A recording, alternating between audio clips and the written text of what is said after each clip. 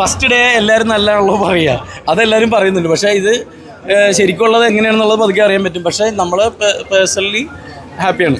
ഇവരെല്ലാവരും പറയുന്നുണ്ട് നന്നായിട്ട് വന്നിട്ടുണ്ട്, പടവും നല്ല രസമായിട്ടുണ്ടെന്നുള്ളത് തന്നെയാണ് പറയുന്നത്.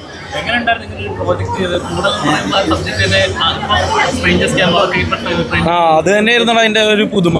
നമ്മൾ ഒരു ആദ്യത്തെ ഫസ്റ്റ് ഹാഫ് ഇങ്ങനെ ഒരു യാത്ര പോകുന്ന പോലത്തെ ഒരു ഫീല് തന്നെയാണ് തിയേറ്ററിലിരിക്കുമ്പോൾ, പ്രത്യേകിച്ച് പാട്ടുകളിലൂടെയുള്ള പോകുന്നത്.